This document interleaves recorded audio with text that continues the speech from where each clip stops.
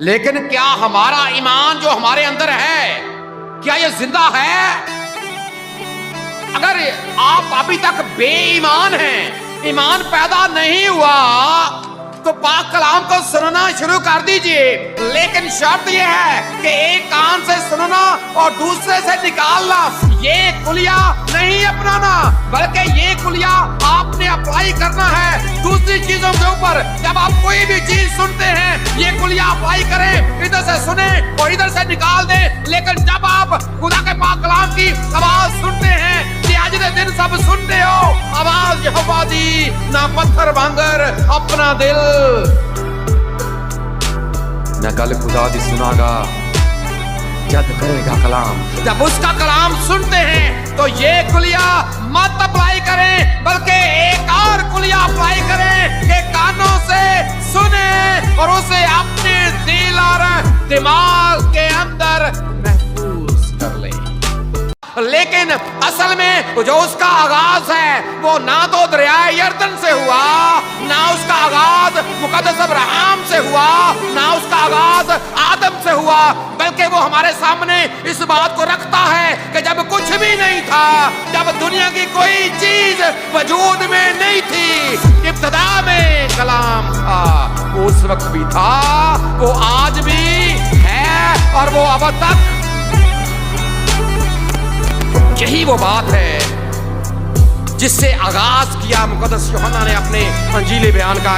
ये बात याद रखें, जब हर एक चीज का दुनिया की, जब आप चीजों की बात करते हैं, जब हर एक चीज का एक नुक्ता आगाज और एक नुक्ता अंजाम है, और इस बात को भी ज़हन में रखें, जिसका कोई आगाज नहीं होता और जिसका कोई अंजाम नहीं होता, वो कोई और नहीं, वो खुदा होता है।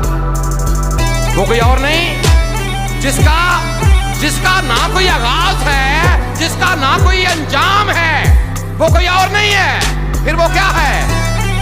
वो क्या है? बोले जरा सारे। इसलिए तो कहा गया कि इब्तिदा में कलाम था और कलाम खुदा के साथ था और वही कलाम खुदा था।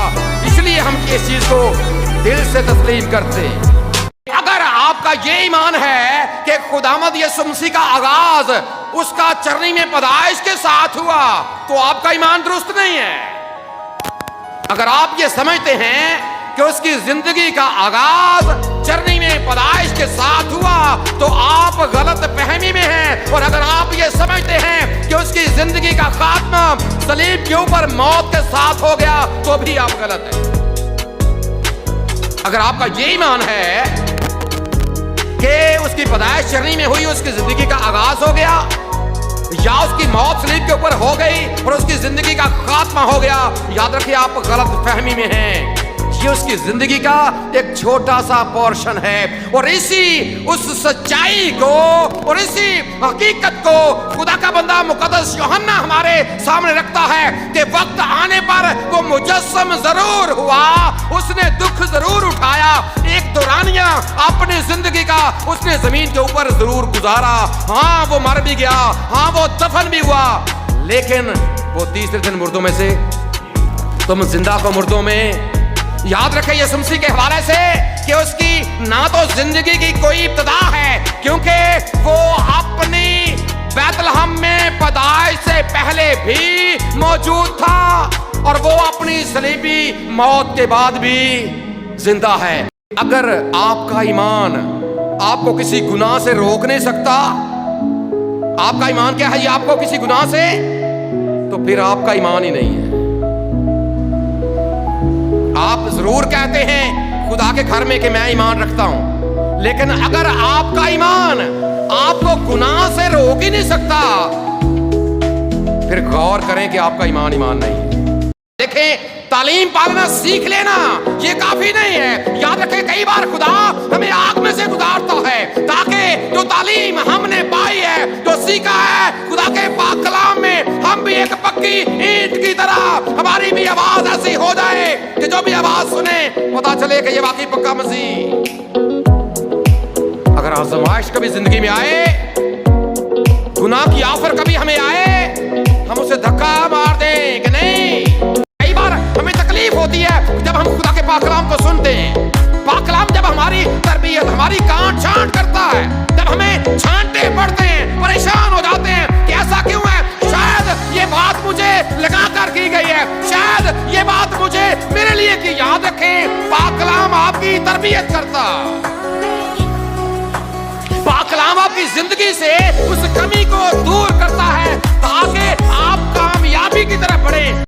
है वाकई खुदावंद की तरफ से और है वाकई मलाकी की मार्फत, लेकिन जरा वक्ती तौर पर यहां से इस्राएल के लफ्ज को एक तरफ रखकर आप यहां पर आज जरा अपना अपना नाम लिख दें कि आज खुदावंद की तरफ से मलाकी की मार्फत ये पैगाम मेरा खुदावंद, वो कादिर मुतलक खुदा जिस पर मैं ईमान रखता हूं, जिसकी जात पर यकीन रखता हूं और जिसके बारे में मैं ये कहता हूं कि हाँ मैं ईमान रखता हूं खुदा कादिर मुतलक बाप पर, उसी खुदावंद का ये पैगाम आज मेरे लिए।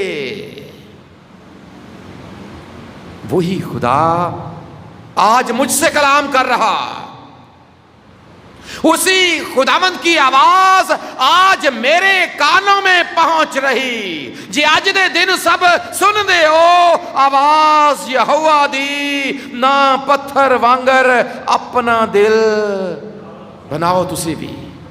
हमारे खुदा ने अपने पाक कलाम में इस बात को फरमा दिया कि तू अपने लिए कोई तराशी हुई मूर्त ना बनाना, ना किसी चीज की सूरत बनाना जो ऊपर आसमान पर या नीचे जमीन पर या जमीन के नीचे पानी में है, और ना उनके आगे सजदा किसको जायज है, सिर्फ और सिर्फ